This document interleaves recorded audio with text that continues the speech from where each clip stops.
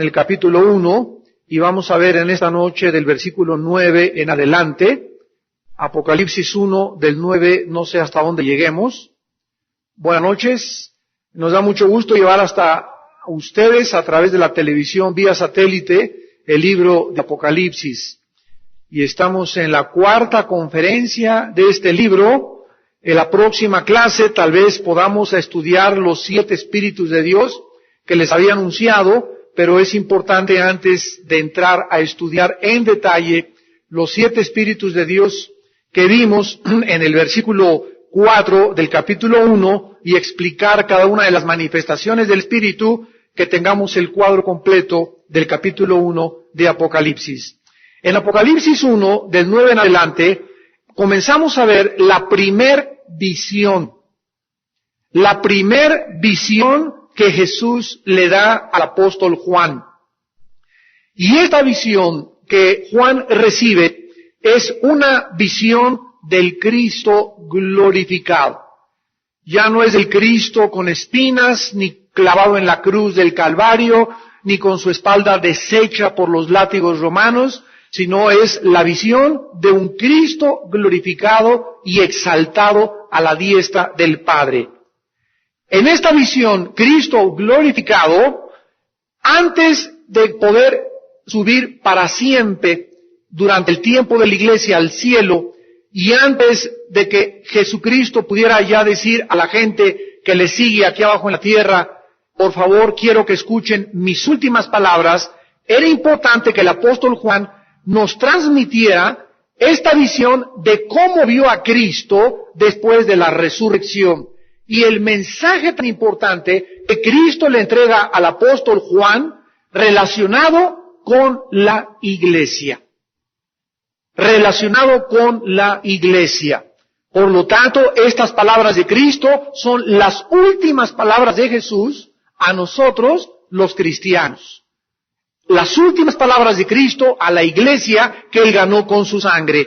Cristo anhela que todos los cristianos de todas las épocas puedan saber quién es el que está enviando este mensaje, mensajes que provienen ni más ni menos de la majestad suprema del universo. Este mensaje proviene de aquel que posee ahora todo el poder, toda la gloria, toda la honra, toda la alabanza del universo entero, de aquel que tiene todo el conocimiento y el poder para protegernos, para confirmarnos, para juzgarnos y para destruir también a aquellos que cuando Él venga sigan en rebelión contra su reino. Esta pues es la visión que en esta noche vamos a comenzar a estudiar. Dice el versículo 9, yo Juan vuestro hermano y copartícipe vuestro en la tribulación, en el reino y en la paciencia de Jesucristo, estaba en la isla llamada Patmos por causa de la palabra de Dios y el testimonio de Jesucristo. Yo estaba en el Espíritu en el día del Señor y oí detrás de mí una gran voz como de trompeta que decía, yo soy el Alfa y el Omega, el principio y el último. Escribe en un libro lo que ves y envíalo a las 7 iglesias que están en Asia, a Éfeso, Esmirna, Pérgamo, Tiatira, Sardis, Filadelfia y Laodicea. Vamos a detenernos aquí y comencemos a analizar estas palabras. En primer lugar, el apóstol Juan se identifica con todos nosotros como nuestro hermano. Nosotros tenemos que entender que todos los seres humanos son criaturas de Dios, pero no todos los seres humanos, de acuerdo a la Biblia, son hijos e hijas de Dios, mexicanos y mexicanas. Entonces, no todos los seres humanos, desgraciadamente, por la ignorancia de la Biblia, podemos llamar hermano o hermana. Hay religiones que entre ellos se llaman hermano, la hermana Pablina, el hermano Pablino, etcétera, etcétera, o el hermano Dalai Lama o el hermano budista, etcétera, etcétera, pero de acuerdo a la Biblia, las únicas personas que se pueden llamar hermanos o hermanas son aquellas que en el Evangelio de Juan, capítulo 1, versículo 12, pueden llenar estas condiciones de hermandad. Y dice Juan 1:12, mas a todos los que le recibieron, a todos los seres humanos que le han abierto su corazón al Hijo de Dios y lo han aceptado como su Señor y como su Salvador. A los que le recibieron, a estas personas, Dios les da un poder, les da un privilegio, les otorga un derecho que no todos los seres humanos tienen. Y este derecho particular, este privilegio, este poder, es el de que podamos ser llamados hijos de Dios. Hijos de Dios. Entonces, solamente aquellas personas que han recibido a Cristo, que han creído que Él es el Mesías, que pagó en la cruz por tus pecados con su sangre, que a los 3 días el Padre lo levantó de los muertos y que nos regala la salvación en base a los méritos de su justicia y de su sacrificio, podemos ser llamados hermanos y hermanas en Jesucristo. Cuando Cristo murió en la cruz del Calvario, miró a María, su madre, que estaba al pie de la cruz, y a Juan, que no era su hermano en la carne, y le dijo a María, mujer, he ahí a tu hijo. Juan no era hijo de María, pero le dijo en la cruz, mujer, ahí está tu hijo, y después se dirigió a Juan y le dijo, Juan, he ahí tu madre. Ahí Jesús en la cruz fundaba la familia espiritual del reino de Dios. Cuando Él estaba vivo, en un estudio bíblico que tenía con sus discípulos, llegaron una vez su mamá y sus hermanos y le tocaron la puerta. Y entonces un discípulo entró y le dijo, Señor, afuera está tu madre y tus hermanos. Y Jesucristo no interrumpió el estudio. Él pudo haber dicho, espera un momentito y haber salido, ¿qué quieren? La pregunta es por qué ellos le tocaron y le pidieron que Él fuera en lugar de que ellos entraran y escucharan su mensaje. ¿Por qué? Porque dice la Biblia que sus hermanos no creían en Él hasta el día de su muerte. Entonces Jesucristo no aceptó salir y les dijo a los que estaban en el estudio, mi madre y mis hermanos son aquellos que hacen la voluntad de mi Padre y me obedecen. En otras palabras, sus hermanos en esa época, en ese tiempo, en esos días, no querían saber nada de su hermano. Dice la Biblia que Él por eso no hizo muchos milagros por la incredulidad de sus mismos vecinos y de la gente alrededor de Nazaret que no quisieron aceptarlo como el Mesías. Entonces, Él entra identificándose como nuestro hermano. En segundo lugar, dice el apóstol Juan que Él es copartícipe. La palabra copartícipe significa participar con. O sea, nos está diciendo a todos nosotros, ustedes y yo, o yo y ustedes, estamos participando en 3 cosas que son esenciales para poder vivir la vida cristiana. La primera es la tribulación. En Juan 15, Cristo dijo, si el mundo los aborrece a ustedes, que me siguen, y que les llamo mis hijos, y entre ustedes se llaman hermanos, si el mundo los persigue, no tengan miedo, sepan que a mí me persiguió antes. Si el mundo los aborrece a ustedes, no tengan miedo del odio del mundo contra ustedes. Quiero decirles que el mundo los va a odiar, y el mundo los va a perseguir, pero lo va a hacer no porque ustedes les caigan mal a ellos, sino por causa de mi nombre. En otras palabras, las personas que están en el mundo tienen un espíritu operando dentro de ellos. Dentro de nosotros hay otro espíritu, se llama el espíritu del mundo y el Espíritu Santo. El espíritu del mundo está controlado por Satanás. El Espíritu Santo está controlado por el Padre. El espíritu del mundo que está en tus amigos, en tus familiares no creyentes, saben ese espíritu que tiene tu amigo, tu cuñada, tu tía, tu suegra, tu vecino. El espíritu sabe, no la persona, el espíritu dentro de esa persona sabe qué espíritu tienes tú. Perfectamente bien, y por causa de que saben, alborotan a la persona y la incitan para que te persiga, para que te burle de ti, para que te agreda, inclusive muchas veces llegan hasta el homicidio, como en los 500 años de la Inquisición. Cuando se incendió Europa y se incitó a la gente a matar a todos los que se dijeran hermanos en Cristo, seguidores de Cristo, y leyeran la Biblia. Entonces somos copartícipes todos nosotros en la tribulación. Ahora, si tú no quieres sufrir por Cristo, no puedes reinar con Él. Dice Romanos 8 que es necesario que reinemos con Él, suframos con Él, para que podamos reinar con Él. Dice Filipenses 1:29, a ustedes les es concedido no solo creer en Cristo, sino padecer por su nombre. Ahora, esta persecución, este odio del mundo contra nosotros es la primer prueba de nuestra fe. Porque en el momento que una persona se convierte, va a comenzar a tomar riesgos en su vida. Ya no va a poder tener las mismas amistades. Dios te las va a ir quitando. Ese novio que tenías te lo va a quitar Dios. Esa novia que tenías te la va a quitar Dios. Dios va a comenzar a limpiarnos el camino. Nos va a parecer a nosotros al principio, en apariencia, que Dios es malo y por qué me quita estas personas y por qué aquello, cuando no nos damos cuenta del plan de Dios, pero todo es para nuestro bien, para que podamos caminar en un camino donde Él tiene al final del camino lo mejor para nuestra vida. Pero si tú no aguantas la persecución, y tú en los primeros trancazos, como decimos, ¿verdad? Vulgarmente, que te comienzan, ¿es cierto que tú eres cristiano? No, no es cierto, yo para nada, yo sigo siendo en mi religión. Oye, ¿es cierto que tú eres de los aleluyas? Y no, para nada, sí, pero no soy fanático. Oye, ¿es cierto que? Y comienzas a tener miedo y a replegarte, porque el mundo ejerce sobre ti temor e intimidación. Ten cuidado, tal vez no seas cristiano, porque no hemos recibido un espíritu de temor, sino de valor, de poder y dominio propio. Entonces, si tú te avergüenzas de Cristo, si tú tienes miedo de la gente y tienes temor de los hombres, no puedes tener temor de Dios. Por eso dice la Biblia que somos copartícipes, ¿verdad? Al convertirnos en hijos de Dios, la guerra se desata, comienza la presión y comenzamos a padecer y a formar parte del reino de Dios. Mientras más persecución tengo, más conciencia tengo del reino.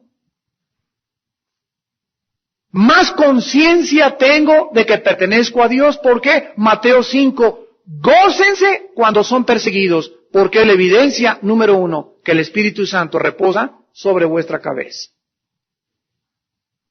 Ahora, si hay aquí alguien que me diga que es cristiano y que nunca lo han perseguido, que nunca ha sufrido, que nunca ha sido burlado, que no ha perdido amistades porque es cristiano, no eres cristiano, a lo mejor eres mormón. Pero la evidencia más grande de que una persona es cristiana es que comienza a sufrir persecución. Yo recuerdo tan claramente cuando me convertí. A los 3 meses de convertido llegaron unos misioneros presbiterianos a Acapulco y me fui en una camioneta con ellos a la montaña y íbamos de pueblito en pueblito. Éramos una camioneta Suburban roja de aquella época, 1976, 77 más o menos, y poníamos arriba una especie como de bocina y poníamos una pantalla ahí en el zócalo de cada pueblito en Guerrero, que son tremendos. Pasamos una película de Jesús y me subía yo arriba y comenzaba a predicarles: se van al infierno, pecadores, borrachos, sinvergüenzas, marihuanos, etcétera, etcétera, ¿no? Esos eran los mensajes de ahí cuando uno comienza, como Juan el Bautista. Y comenzábamos y piedras por acá y corran y métanse en la Suburban, y me gritaron los misioneros: Armando, no prediques así, nos van a matar. Y ustedes, pecadores, hijos de Sodoma, se van y todos al infierno, arrepiéntanse, borrachos, etcétera, etcétera. Y comenzamos pero por todos lados negamos, había persecución. Y desde luego, ¿verdad? Porque yo no tenía la enseñanza teológica suficiente, solamente ardía mi corazón por el pecado y porque la gente se convirtiera. Pero recuerdo muy bien que un misionero me dijo que necesitábamos mezclar siempre la misericordia con la ley. O sea, yo estaba predicando solamente la ley, y me faltaba predicar la misericordia, el amor de Dios. Y otros le hacen al contrario, otros puro amor, amor, amor, y puro písanlo, y nunca predican del juicio ni la ira de Dios. Entonces el equilibrio lo encontramos a través de nuestra vida cristiana. Pero siempre nosotros debemos sentir eso, un ardor por dar testimonio de Jesús. Tú tienes que sentir como una flama en tu corazón que arde, y que verdaderamente ves a la gente, llegas a la tienda y ves ahí a la señora que hasta las 10 de la noche cierra su tienda y no tienes amor por esa. Es la tendera, el lechero, el panadero, la gente. Si tú no sientes algo por toda esa gente, de hablarle de Jesús, es muy difícil de creer que tengas a Jesús. Porque lo que nos hace partícipes del reino es que estamos en un reino espiritual de Dios y el reino de Dios está influyendo sobre el reino de las tinieblas. Y las tinieblas no prevalecieron contra la luz. Y en tercer lugar, Juan dice que también somos partícipes de la paciencia de Jesucristo. Qué interesante que en Romanos 5:3 la Biblia nos enseñe que las tribulaciones, la persecución, las presiones, la pérdida de tu trabajo, el que hayas roto con tu novia, el que tu novio te haya puesto los cuerninini, el que se haya caído tu casa, todo lo que nos ha pasado en la vida tiene un propósito: desarrollar en nosotros paciencia. Las tribulaciones, dice Romanos 5:3, producen paciencia. Segunda pregunta, ¿por qué es tan importante que nosotros, para participar del reino de Dios, seamos pacientes? Vayamos rápidamente al libro de Hebreos, capítulo 6, versículo 12. Y Hebreos 10, 35 al 39. Dice Hebreos 6, versículo 12, a fin de que no os hagáis perezosos, sino imitadores de aquellos que por la fe y la paciencia heredan las promesas. ¿Cuántas promesas hay en la Biblia? Se calcula que aproximadamente 8,000 promesas, o un poquito más. 8,000 promesas hay en la Biblia que son cheques al portador. Son cosas que Dios me quiere regalar a mí y me las quiere entregar. Si todas estas promesas de la Biblia, como son la paz, prosperidad, bendiciones, seguridad, confianza, un hogar feliz, hijos felices, etcétera, etcétera, no están siendo una realidad en mi vida, el problema no es el proveedor ni el dador, siempre el problema estará en nosotros. Cuando tú tienes un hijo y tú le quieres dar a tu hijo la fábrica y tu hijo tiene 40 años y no es responsable, no te vas a morir en paz porque tu hijo no es capaz de recibir la fábrica porque toda su vida ha sido un deshonesto, un peleonero, borracho, parrandero y jugador. Entonces tú quieres darle a tu hijo esa herencia, pero hay algo en tu hijo que te impide dárselo por la actitud de su carácter hacia la vida. Y así pasa con nuestro Padre Celestial. No es, dice Isaías 59, que mi mano se haya cortado. Yo quiero bendecir tu vida y te quiero prosperar y quiero que salgas adelante, pero tus pecados, tus actitudes hacia mí, dice Dios, han sido como una barrera entre yo y tú, que me han impedido llegar a ti y darte el regalo que yo quiero darte en esta misma noche. Entonces la Biblia nos muestra que la única forma para que Dios me dé las promesas y yo las reciba es cuando Dios me ve que estoy creciendo en la paciencia.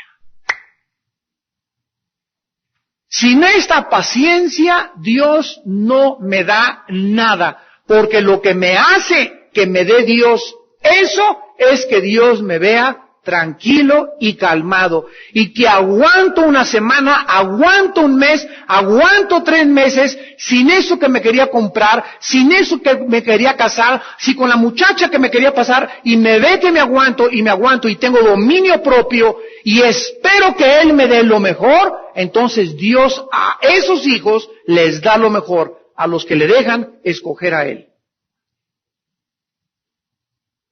Dice la Biblia en uno de los salmos que todos aquellos que conocen el nombre de Dios confiamos en Dios, por cuanto Dios no desamparó nunca a los que le buscaron y saben esperar en Él. En Hebreos 10, versículo 35 en adelante, nos dice la Biblia también respecto a la paciencia, no pierdan pues vuestra confianza. Hebreos 10, 35, que tiene grande galardón, porque os es necesaria la paciencia. Es necesario que te tranquilices sereno moreno. Es necesario que te calmes. Es necesario que aprendas a tomar las cosas tranquilas. Tranquilino, pino, cocolino. Es necesario que aprendas ya a dominar tus impulsos. Es necesario que aprendas a caminar en la vida con confianza y ese ímpetu y esa impulsividad que tienes y esas cosas que quieres ya salgan y ya quiero esto ahorita. Mientras tú sigas con esa actitud en la vida, Dios no te va a dar nada. Entonces, ¿qué va a hacer Dios con esas personas impacientes? Porque por naturaleza todos somos impacientes. Nos va a mandar tribulaciones. Va a aumentar la presión. La palabra tribulación es tilipsis. En el griego significa presión de afuera. ¿Qué va a hacer Dios? Nos va a permitir que vengan presiones. Y muchas veces esas presiones nos llegan a poner en un rincón donde ya no puedo. Y ahí ríndete. Y ahí, Señor, ya no quiero mi voluntad. Me rindo a tu voluntad. Y ahí nos aplasta Dios. Y ahí nos levanta Dios. Y ahí comienza Dios a llevarnos y a dirigirnos de la mano. Pero esa autosuficiencia nuestra, ese orgullo, esa vanidad, esa de que yo puedo hacerlo y yo las puedo, y mis relaciones que tengo, y mis influencias que tengo, y con mi salud, y aquí soy el gallo, aquí yo de Guanajuato. Todas estas actitudes impiden que Dios pueda operar en nuestra vida. Dice Hebreos 10:36, porque es necesario la paciencia para que habiendo hecho la voluntad de Dios obtengas la promesa. Fíjate, primero, Dios me manda tribulaciones. Pérdida del trabajo, pérdida de la novia, pérdida del novio. El problema que tú tengas ahorita, no lo veas negativamente porque te pierdes la bendición.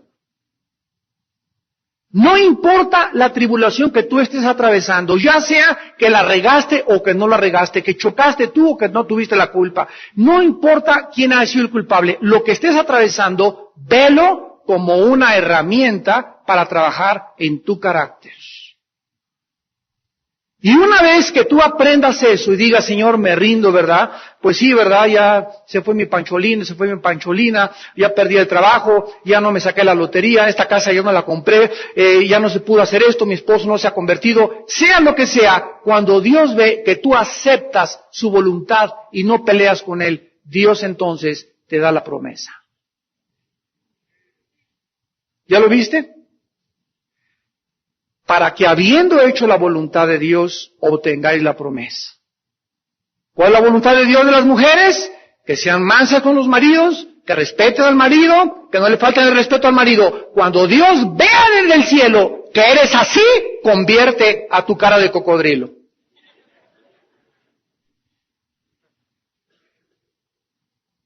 ¿Qué quiere Dios contigo? Darte el mejor pimpollín para que te cases, la mejor patita para que te cases, el mejor galán, la mejor muchacha, pero cuando Dios ve que te aferras, y aquí no se me va. Contigo me caso, contigo me voy a casar, con este negocio, esta casa. Cuando ve Dios que hacemos esto, entonces, ¿qué va a hacer Dios, verdad? Va a comenzar a poner presión para que aflojemos la mano y soltemos aquello que creemos que es nuestra bendición. Y nos va a hacer que abramos la mano y soltemos eso por las buenas o por las malas. Salmo 32. Te haré entender y te enseñaré el camino en que debes andar. Todo lo que te duela va a depender de ti en la forma en que te aferres a las cosas de la vida. Mientras más nos aferramos, más sufrimos y más nos duele cuando Dios nos tiene que quitar algo y poner cirugía en nuestra vida espiritual. Ahora dice Juan, regresamos al Apocalipsis, una vez que se identifica en las tres áreas más importantes,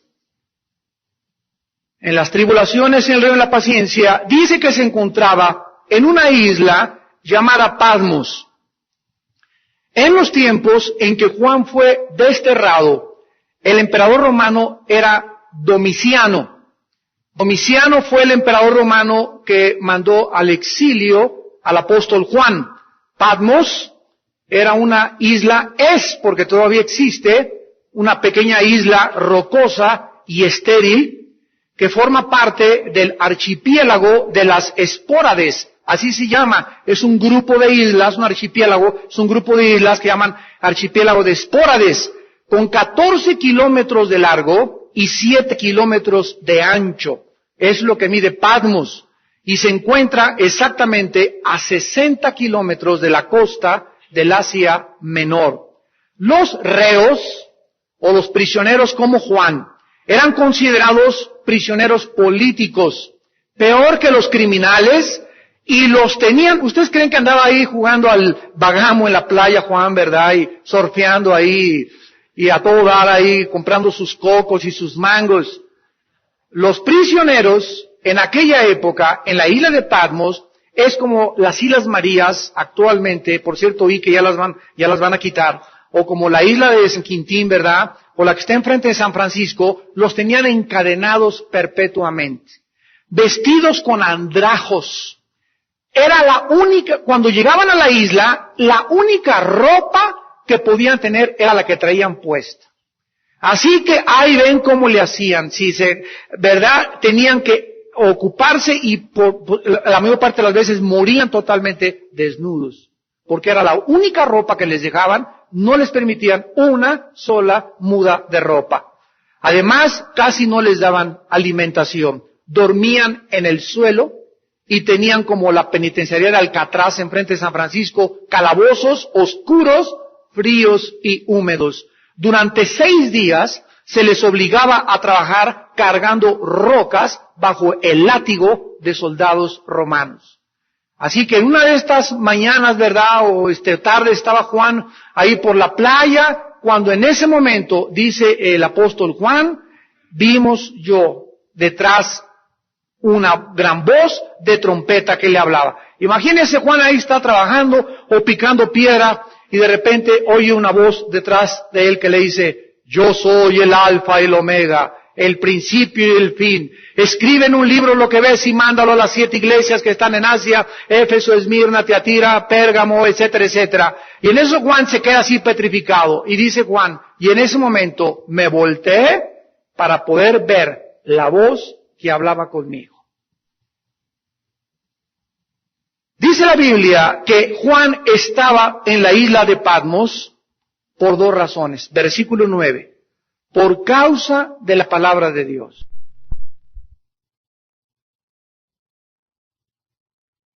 Y 9. Dice el versículo 18, aconteció que al salírsele el nepesh, en el hebreo. Si lo quieres apuntar, nepesh o nepej, en el hebreo, se tradujo alma. Y en el versículo 29 dice, y exhaló Isaac el ruaj, que se tradujo espíritu.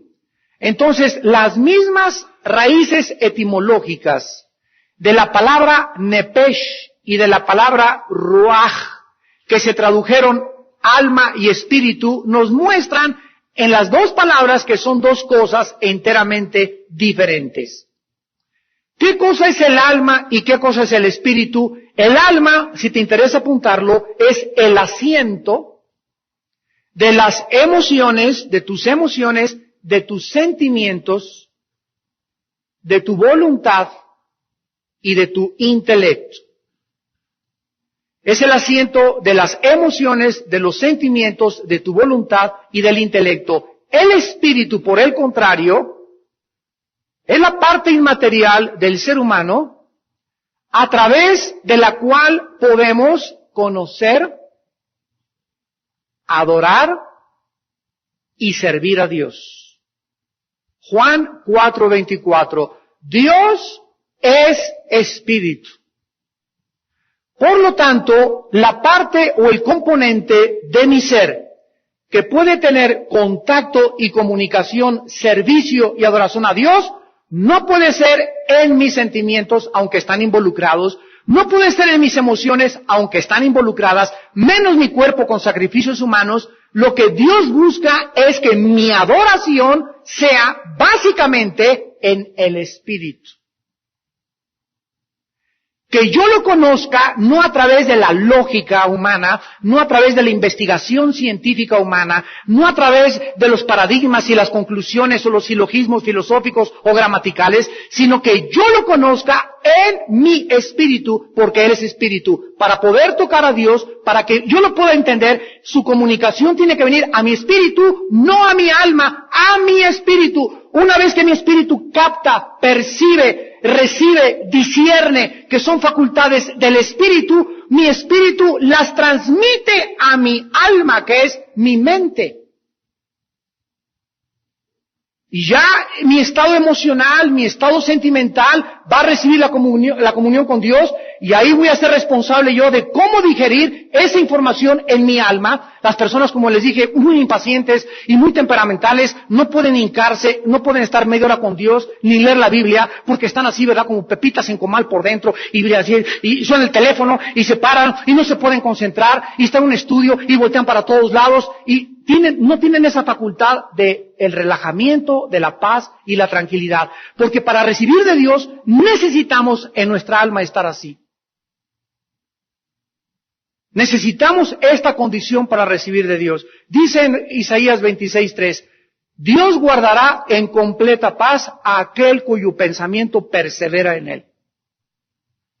Necesito yo en media hora ir a hincarme y tomar una decisión ante Dios. Yo no puedo llegar, hincarme ante Dios a las 8:30, 9 de la noche, antes de acostarme, así, ¿verdad? Como pita en comal, y nervioso, y sin concentrarme. Tengo que estar relajado. Mi alma tiene que estar en primer lugar en tono con Dios.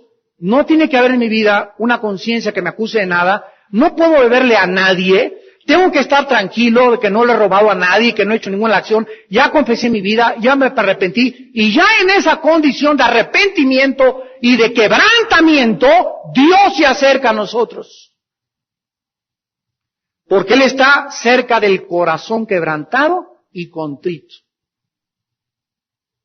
Entonces, ¿cuánta gente diga así, Señor, te pido esto, y, ¡ay, no me estás viendo! Y puro emocional, y, Señor, no me ves, que soy una viuda que me estoy muriendo, y soy huérfano, y me dejó a mi chencho, y me pasó esto y el otro. ¿Ustedes creen que nuestros sentimientos y emociones mueven a Dios? ¡Para nada! Dios no es movido por nuestra alma y por nuestros sentimientos. Dios es movido por nuestra fe. Y sin fe, aunque le chilles, y te revuelques, y le digas, y le grites, y ayunes 3 meses, sin fe, es imposible que podamos recibir nada de Dios. Estamos aprendiendo ya a conocer a ese Dios y acercarnos a Dios, ¿verdad? ¿Cuánta ignorancia hay de esto en el mundo cristiano? Y hay cristianos que creen, porque aquí está el poder del Señor, aquí está el poder del Señor. Y si no tiembla, si no hay gritos, si no hay lengua, si no hay visiones, no está el poder del Señor. Y esto fue lo que Dios le enseñó a Elías. Elías estaba, ya Señor, ya estoy cansado, ya me persiguen todos, ya me sentenciaron a muerte, estoy en los más buscados del FBI, ya no quiero saber nada, Señor. Y se va y se mete en una cueva. Entonces viene un terremoto tremendo. Y dice la Biblia, y Dios no estaba en el terremoto. Y un viento, como huracán, y Dios no estaba en el viento. Y vino una gran nube incendiaria, y Dios no estaba en el fuego tampoco. Y de repente dice la Biblia que se oyó esto. Un silbo apacible y quieto, y ahí estaba Dios.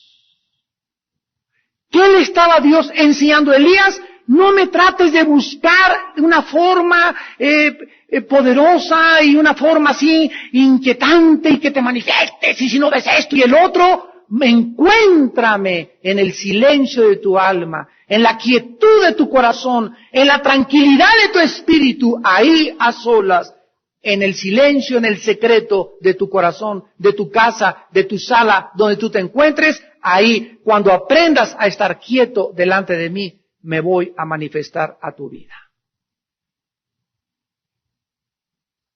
Cuando Juan tuvo el encuentro con Cristo, estaba en el Espíritu. O sea, cuando se le apareció a Juan, Cristo a Juan, lo que nos está diciendo el Espíritu Santo es que Juan no estaba, para eso te serví, Señor, 85 años, tenía 90 años de edad Juan.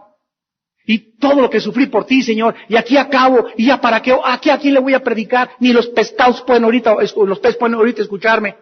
No, cuando Cristo se le aparece a Juan, Juan, ahí desterrado, vituperado, insultado, exiliado, sin esperanza, condenado a nunca regresar de esa isla, nunca perdió su vida espiritual con Dios. Mantuvo su paz, mantuvo su tranquilidad, mantuvo su perdón por los soldados romanos. Cuando Jesús llega a los 90 años, estaba en el Espíritu. Cuando Él venga a nuestra vida, si te sorprende la muerte o nos sorprende la muerte, ¿cómo te va a encontrar Dios? ¿En tu estado almático, terrenal, animal o en el Espíritu?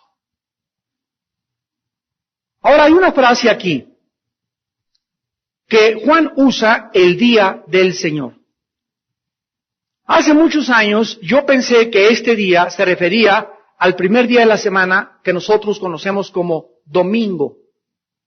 Pero un estudio más exhaustivo de las Escrituras me ha llevado a concluir que se refiere, y vamos a ver las palabras, porque ¿cómo dijimos que se interpreta la Biblia? ¿Lógica o analógicamente? ¿Qué significa analógicamente? Comparando Escritura con Escritura.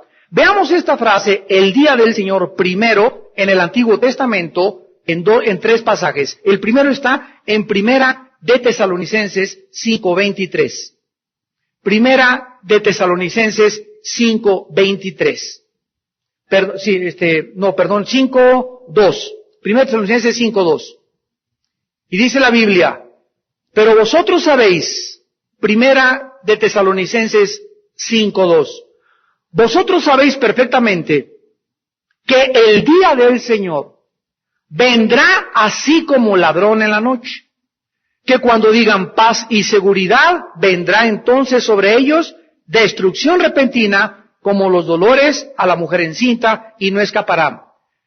Otra frase que se usa es como ladrón en la noche, lo vamos a ver ahorita. Pero si nosotros comenzamos ya a hacer nuestro rompecabezas, Pablo le dice a los cristianos, el día del Señor se refiere al día en que va a venir al mundo a juzgarlos, porque dice que va a venir una destrucción repentina, pero dice también que cuando este día venga, va a haber una paz temporal en el mundo. Cuando digan paz y seguridad, vendrá destrucción repentina sobre ellos. Ahora, es interesante que dice la Biblia en el versículo 4, mas vosotros, hermanos, no estáis en tinieblas para que aquel día os sorprenda como ladrón. O sea, los cristianos que estemos en el Espíritu, si es mañana cuando Cristo viene, o es hoy en la tarde, no vamos a ser sorprendidos.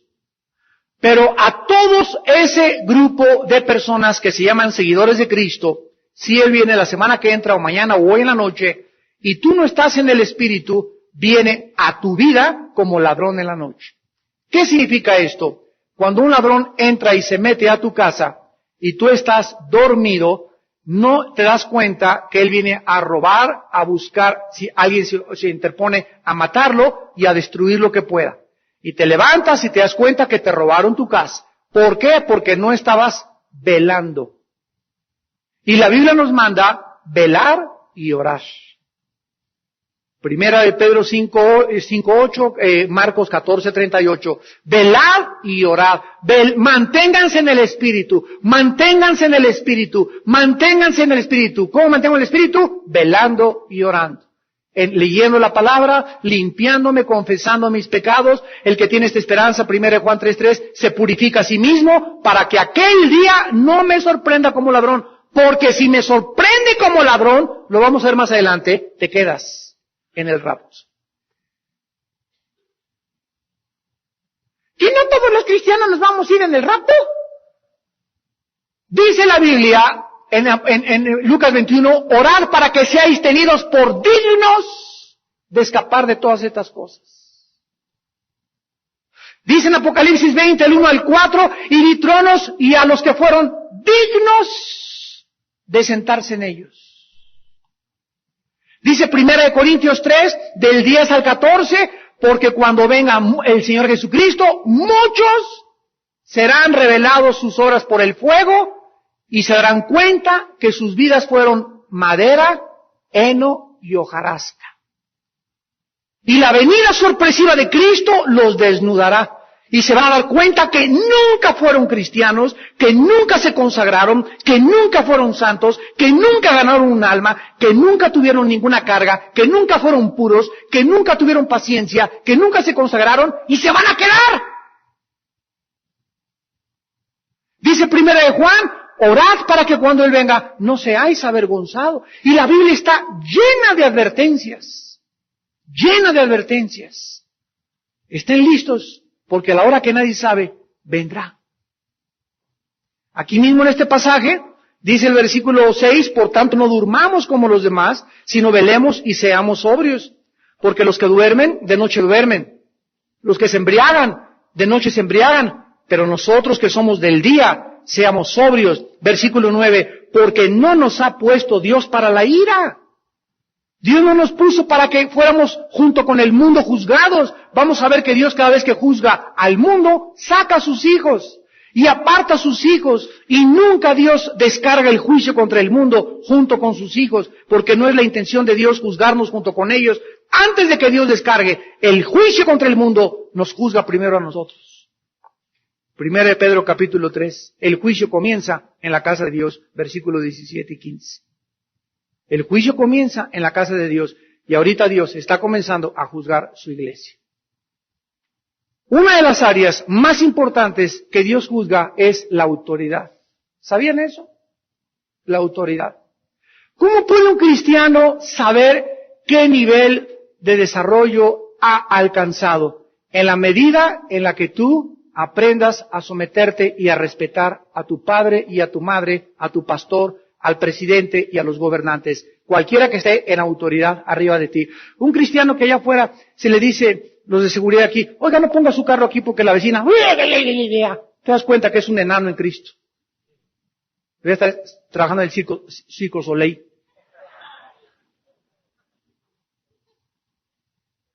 Hay equipos aquí, oigan hermanos, fíjense que los pastores tenemos esta visión y a sus órdenes, los soldados que dicen, lo que el pastor diga, ¿verdad? Lo que los pastores digan, ellos tienen la visión, ellos son guiados por el Espíritu Santo, nosotros, a sus órdenes general y no. ¿Y por qué hay que tener eso? ¿Y por qué no esto? ¿Y por qué? Esa actitud de ¿por qué esto? ¿Y por qué aquello? Y comienzas a desconfiar, es la actitud del pueblo en el desierto. ¿Y ahora qué nos van a dar de comer? ¿Y ese Moisés para qué nos sacó de Egipto? Y bla, bla, bla, bla. Y esa murmuración de la boca que contagia y crea dudas en las personas alrededor, es la que Dios odia. ¿Cuál es la actitud? Tú proveerás, tú tienes lo mejor para nosotros nos acatamos, tus siervos somos, etcétera, etcétera, Señor, y respetamos, y sabemos quién es el pastor, sabemos que este es nuestro jefe, este es nuestro coordinador, y nosotros nos cuadramos ante nuestros superiores. ¿Por qué? Porque es lo que a Dios le agrada. Sométase toda persona, Romanos 13, a sus autoridades. Lo mismo la esposa. ¿Y por qué? Mi amor, yo sé que estás mal, ¿verdad? Pero te amo, ¿verdad? Y me someto. Los niños no quieren que vaya a la fiesta, no van a la fiesta. La mujer se mete, se hinca de rodillas y llora, Padre, tú sabes que mi esposo es un injusto y mis hijos deben haber ido a la fiesta, pero por causa de mi conciencia, Señor, porque tú me lo mandas, yo quiero agradarte a ti, me someto a mi esposo y acepto su autoridad, aunque él esté haciendo injusto. Esta actitud le agrada a Dios. Tengamos cuidado cuando no estamos en el Espíritu. Y muchos se han quedado en el estado almático porque siempre discuten, alegan, argumentan. ¿Y por qué? Y ese y el otro, y este estaba mejor. ¡Cállese! Vean otro pasaje en Segunda de Pedro capítulo 3. Segunda de Pedro capítulo 3. Versículo 10. Pero el día del Señor vendrá como ladrón en la noche. Ahí está. Lo mismo que dijo el apóstol Pablo a la iglesia de Tesalónica. El día del Señor vendrá como ladrón en la noche, en el cual los cielos pasarán con grande estruendo, y los elementos ardiendo serán deshechos, y la tierra y las obras que en ella hay serán quemadas. Y el otro pasaje lo encontramos en Segunda de Tesalonicenses, capítulo 2, versículo 2. No os dejéis mover fácilmente de vuestro modo de pensar. Ni os conturbéis ni por espíritu, ni por palabra, ni por carta, como si fuera nuestra, en el sentido de que el día del Señor está cerca. Vemos pues nosotros, de una forma irrefutable, que la frase el día del Señor se refiere a ese tiempo de juicio cuando Dios venga a descargar su ira sobre el planeta Tierra. Ahora vayamos al Antiguo Testamento, a Isaías capítulo 2, y veamos que este día del Señor se conoce en el Antiguo Testamento como el día de Jehová. El día de Jehová. Y miren ustedes el contexto dentro del cual este día se encuentra. Isaías capítulo 2, versículos del 10 al 12 principalmente. Dice, métete en la peña, escóndete en el polvo, de la presencia temible de Jehová y del resplandor de su majestad. La altivez de los ojos del hombre será abatida. ¿Qué es lo primero que viene Dios a destruir, a humillar y a tratar? La soberbia humana. ¿Qué es lo primero que Dios trata con un hijo suyo? Con su soberbia. Es lo primero que entró en Satanás. ¿Qué fue lo que hizo que Satanás se levantara y quisiera ser como Dios? La soberbia.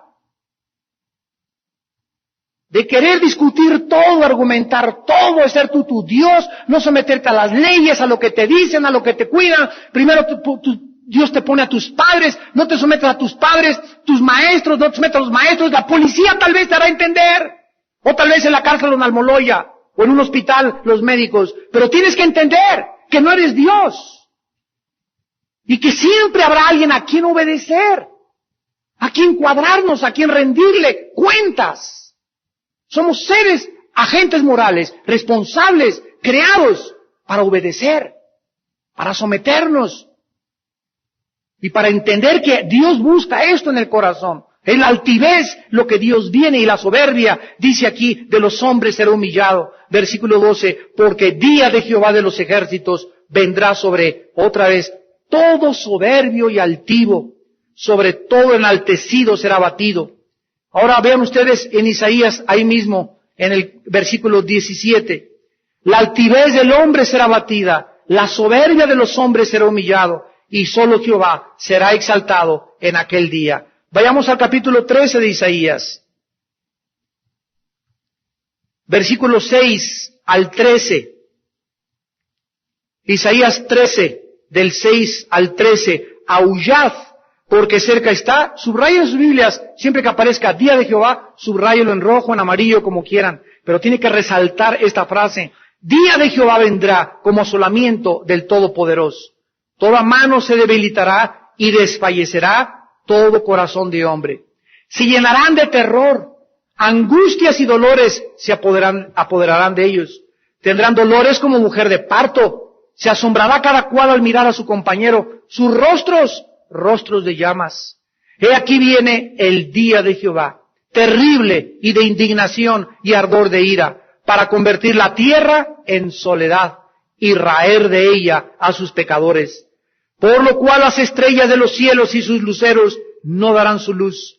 El sol se oscurecerá al nacer y la luna no dará su resplandor. Y castigaré al mundo por su maldad, a los impíos por su iniquidad, y haré que cese la arrogancia de los soberbios, y abatiré la altivez de los fuertes. Esto es lo que la Biblia menciona, que siempre se asocia con el día del juicio, el día de Jehová. Finalmente vean Lucas en el Nuevo Testamento, capítulo 21, y comparémoslo con lo que acaba de escribir Isaías.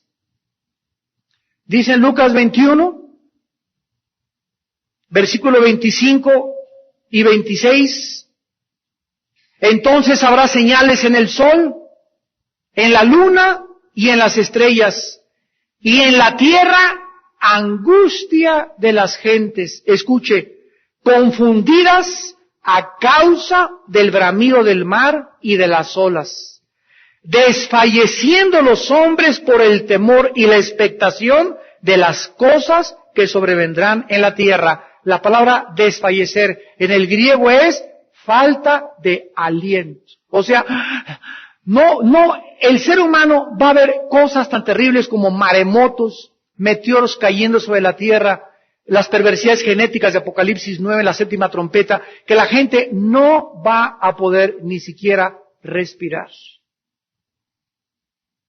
Faltándoles el aliento, así la gente no va a poder. Si te espantó Frankenstein y te espantó Halloween y te espantaron las películas que hay ahorita, los monstruos y las películas de El Dragón Rojo y los crímenes, y estás así en el asiento del cine, imagínate estas cosas que la Biblia describe como que ni siquiera podrás respirar.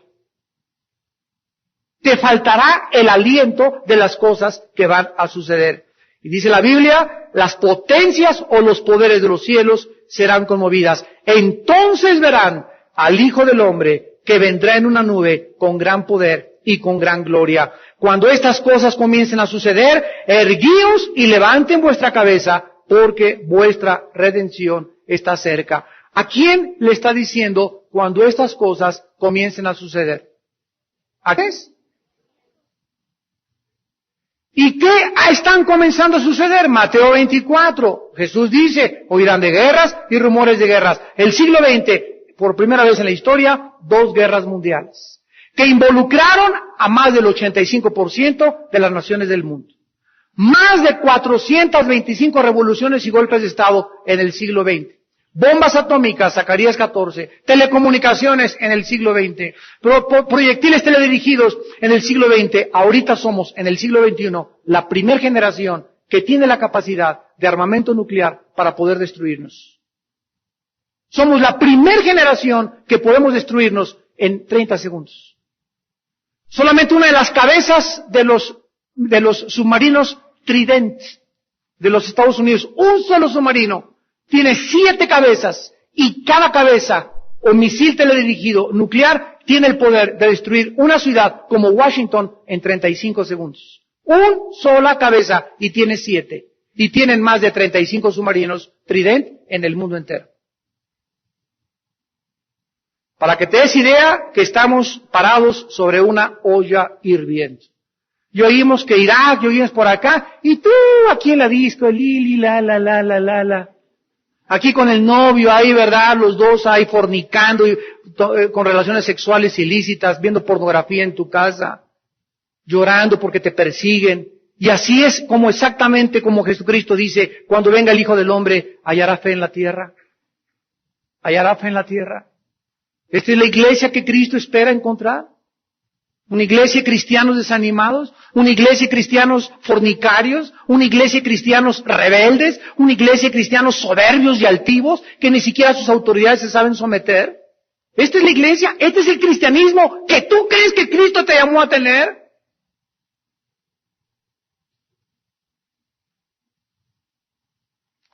Y finalmente, dice el apóstol Juan en Apocalipsis 1, que cuando oyó esta voz, en esta época en la que Cristo viene es cuando Cristo le revela el Apocalipsis. Que precisamente del capítulo 4 al capítulo 19 de Apocalipsis es este periodo que en la escatología o en la profecía, este sábado los que vengan, ¿verdad? Este sábado tenemos profecías en la mañana, en el Instituto Bíblico lo vamos a ver. Este periodo se llama el periodo de la semana 70 de Daniel. Y es un periodo donde Dios tratará principalmente con la nación de Israel. Pero los juicios que caigan en el día del Señor, o sea, el día del Señor no es un día de 24 horas. Va a ser un periodo que abarque tal vez 3 años y medio, 4 años, más o menos este periodo. Lo vamos a ver más adelante después de que pasemos al capítulo 6 de Apocalipsis. Pero es un periodo de tiempo, se le llama el día, porque para Dios, ¿verdad?, no existe los 24 horas como nosotros. Se le llama el día del Señor porque abarca todo este periodo que Dios le dio a Juan en Apocalipsis. ¿Cómo lo sabemos? Porque todo el Apocalipsis no sucede en 24 horas. Entonces, Él, en el día del Señor, en esa época donde Dios va a juzgar al mundo, fue cuando le dijo, escribe las cosas que ven. Fue en esa época donde fue teletransportado al futuro Y en esa época, Juan escribe los horrores que vamos a ver en el libro de Apocalipsis y la esperanza tan grande que tenemos aquellos que podemos seguir a Jesucristo con un corazón limpio y purificado por su sangre preciosa derramada en la cruz del Calvario. Oremos.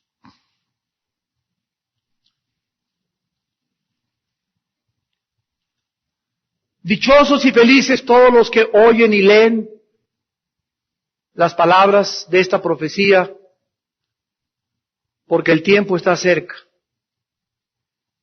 Y guardan las cosas escritas en ella, porque el día del Señor se apresura. Y el día del Señor se acerca, donde todos los soberbios y todos los seres humanos que quisieron creer que podían vivir como ellos quisieran, quisieron convertirse en dioses y nunca someterse a ninguna autoridad, serán aplastados y consumidos por la palabra de la boca del Hijo de Dios. He aquí yo vengo pronto y mi galardón conmigo. Laven sus ropas, purifíquense todos los que llevan mis instrumentos. Y si tú tienes esta esperanza de que el Señor viene pronto a tu vida, purifica tu corazón. En esta noche Dios nos ofrece a su Hijo Jesucristo en una cruz para todos aquellos que no lo tienen todavía. En esta noche Dios te dice, te amo, te amo. No fuiste creado como un animalito. Fuiste creado con un propósito, con un destino y con una seguridad. Y esto lo encontrarás solamente hincando tu rodilla ante mí, humillándote delante de mí, dice el Señor, reconociendo que soy tu Dios y tu Hacedor, tu juez, tu Rey. Gracias, Señor, por la muerte de Cristo en la cruz. Porque de tal manera amó Dios al mundo que nos dio a su Hijo unigénito, para que cualquiera que en Él cree en esta noche no se pierda, mas tenga la vida eterna. Padre, en esta noche te pedimos que salves a las almas que han escuchado tu voz. Tú has traído aquí personas en esta noche con un propósito: mostrarles tu amor y tu perdón, tu misericordia en la cruz, pero también tus juicios cuando el ser humano insiste en rechazar este regalo de amor que es en Cristo Jesús, nuestro Señor. Si alguna persona en esta noche quiere venir a Cristo, arrepentirse de sus pecados y estar listo, no solamente para el día del Señor, sino también para el día de tu muerte, la cual nunca sabemos cuándo sucederá. En esta noche el Espíritu Santo te dice, prepárate para encontrarte con tu Dios. Prepárate porque a la hora que vas a morir no lo sabes. Y en ese momento no habrá otra oportunidad jamás. La oportunidad te la da Dios hoy. Y cuando oigas su voz, no te endurezcas, porque hoy es el día aceptable, hoy es el día de la salvación. Si tú quieres en esta noche venir a Cristo,